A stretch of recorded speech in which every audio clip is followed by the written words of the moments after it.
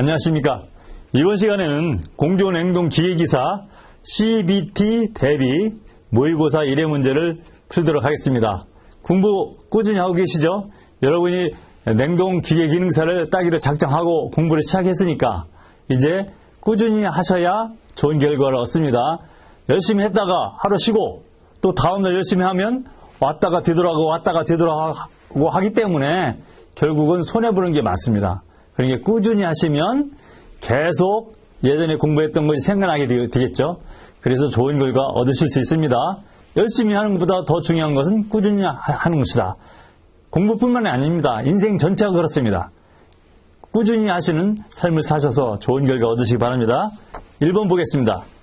산업안전보호법 보건법의 제정 목적과 가장 거리가 먼 것은 답은 3번인데요. 산업안전에 관한 정책을 수립한다. 이것이 아닙니다. 산업안전보건법의 제정 목적이 나옵니다. 왼쪽으로 가겠습니다. 산업안전보건법 보면 제1조가 나와요. 제1조. 1조가 뭐냐면 목적입니다. 목적. 산업안전보건법 제1조에 보면 목적이 나오는데 이 목적이 뭐라고 나오냐면 첫 번째 산업재해를 예방하고 산업재해를 예방하고 그죠? 미리 막는다는 얘기죠. 예방하고 쾌적한 작업 환경을 조성함으로써 뭐요? 쾌적한 작업 환경이죠. 작업 환경을 조성함으로써 그죠? 작업 환경을 조성함으로써 근로자의 안전과 보건을 근로자라고 했는데 여기는 근로자라고 되어 있는데 거기에는 뭐라고 되어 있냐면 노무를 제공하는 자예요. 근로자로 쓰겠습니다. 근로자는 뭐냐면 노무를 제공하는 자 그죠? 근로자의 안전 그 다음에 보건을 유지 증진함으로써 증진함을 목적으로 한다. 이렇게 돼 있어요.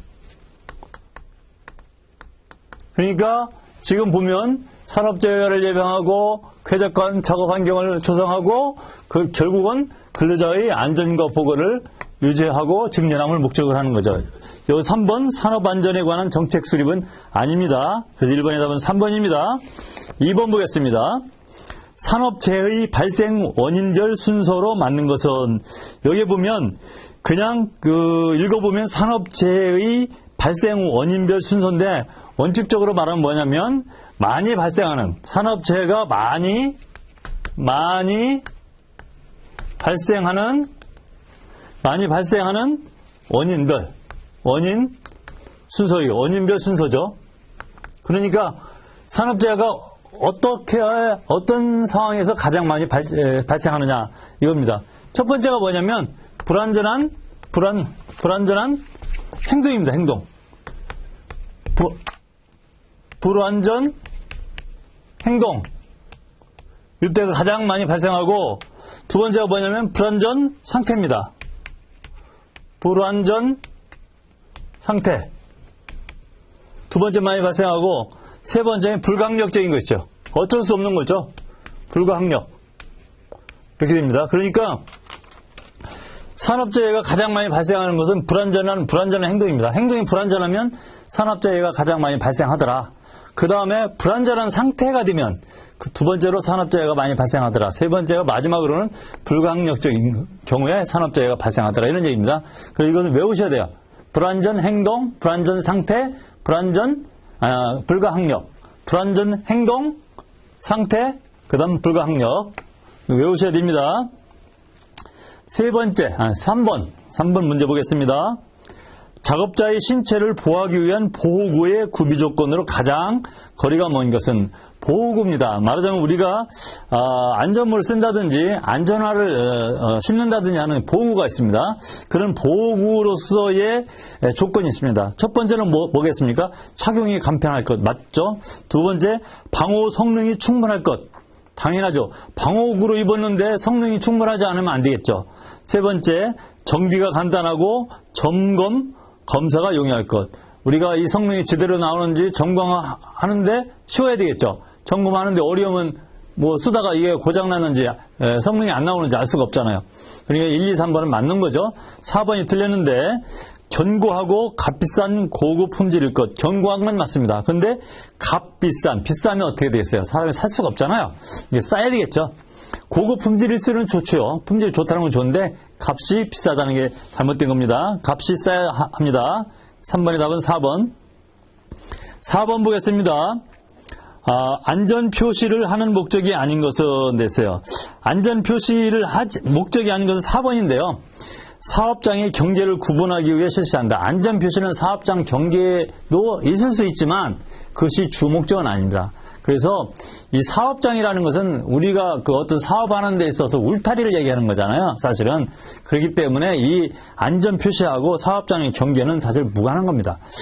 첫 번째 읽어보겠습니다. 작업 환경을 통제하여 예상되는 재해를 사전에 예방한다. 그러니까 안전 표시를 써놓으면 이런 행동을 하면 안 되겠구나 하는 것을 우리가 알 수 있겠죠. 그래서 작업 환경을 통제하는 거예요. 어떤 사람들이 이런 행동을 해서 작업을 하면 안 되겠구나 하는 통제하는 겁니다. 환경을 통제하는 거죠.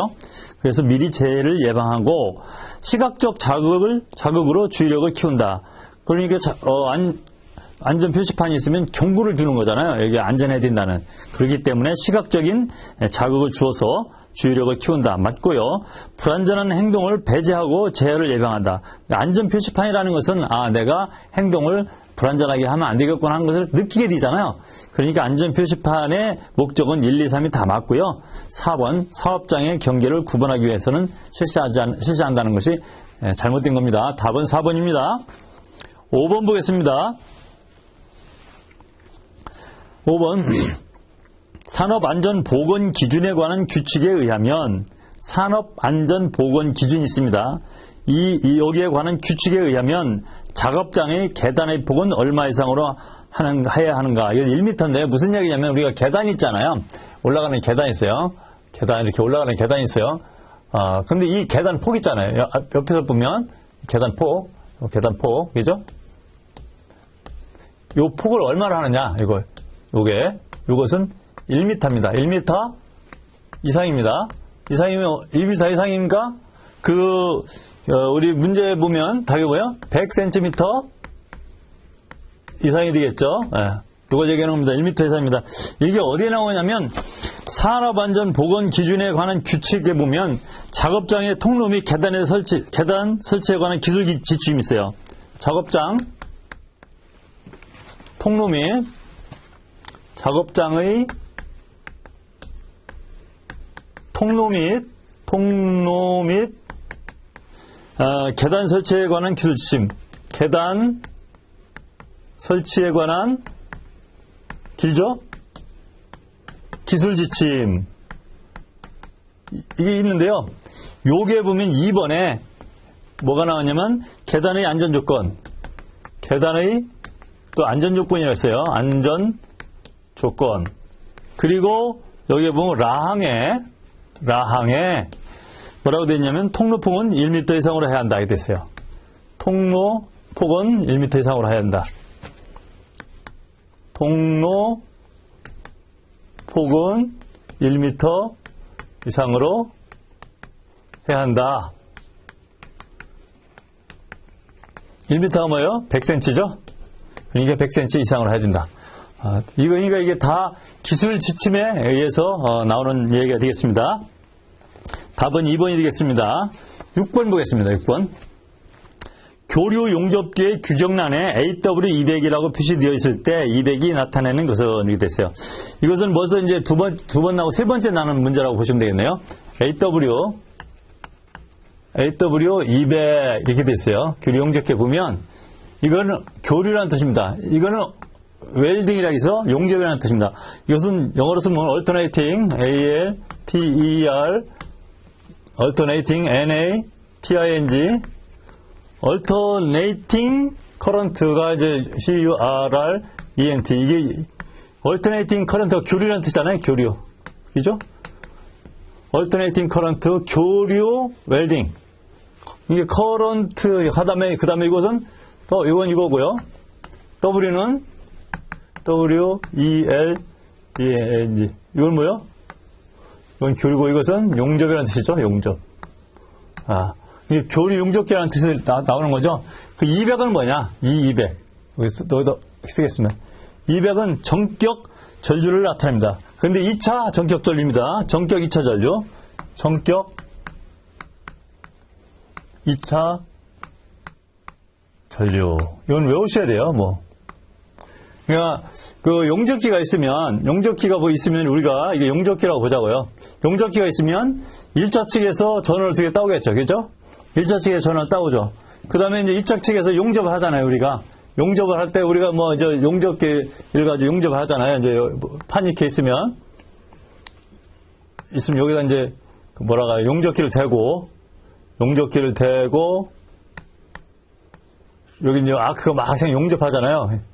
이쪽에 흐르는 전류, 이 200이라는 얘기죠. 전류가 200A라는 얘기죠. 여기 보면 전격 전류값 200A라는 얘기죠. 암페어. 네. 이건 1차 측이고,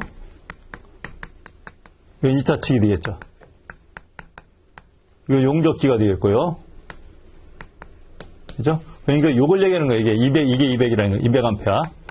전격 전류값. 전격 2차 전류값이죠. 전격 전류인데 1차 측이 아니라 2차 측 같으십니다. 그래서 6번의 답은 2번이 되겠습니다. 7번 보겠습니다. 화물을 벨트 롤러 등을 이용하여 연속적으로 운반하는 컨베이어의 방호장치에 해당되지 않는 것은 이것은 세 번째 나오고 네 번째 이제 나오게 되겠네요. 나오면 네 번째라는 얘기 이번에 나오면 세 번은 벌써 출제됐으니까 이런 문제는 또 나올 확률이 많죠. 좀 전에 나온 이것도 또 나올 확률이 많은 겁니다. 7번인데요. 여기서 1번, 2번, 3번은 여러분이 상식적으로 알 수 있겠죠. 우리 컨베이어 벨트에 뭐가 필요해요? 이탈 및 역주행 방지 장치 필요하겠죠. 물건을 컨베이어 벨트로 이동하는데 물건을 이탈하면 안 되겠죠. 이탈하지 않도록 뭐 가이드가 필요하든지 하는 그 이탈 방지 장치가 필요하겠죠. 그 다음에 컨베이어 벨트가 역주행하면 또 안 되겠죠. 역주행을 방지하는 장치가 필요하겠죠. 당연히 맞는 거고. 2번 비상정지 장치. 갑자기 이제 문제가 생기면 어떻게 되겠어요? 비상정지 시켜야 되잖아요. 사람이 그 컨베이어 벨트에 끼었다든지 했을 땐 비상정지 시켜야 되잖아요. 그래서 비상정지 장치 당연히 필요한 거고요. 덮개 또는 울. 1번에는 이탈 및 역주행 방지 장치 중에서 이탈하고도 관계가 있어요. 덮개, 컨베이어 벨트에 덮개를 세워서 물건 이탈을 하는 것을 방지할 수도 있고 또는 사람이 다른 어떤 것이 거기에 끼어들어가지 못하도록 하는 덮개가 필요하겠죠. 울타리를 얘기하는 겁니다. 그것도 마찬가지입니다. 덮개나 울타리는 어떤 외부, 안에서 외부로 나오지 못하도록 또는 외부에서 안으로 손이 들어가지 한다든지 하는 그런 장치가, 보호가 필요한 겁니다.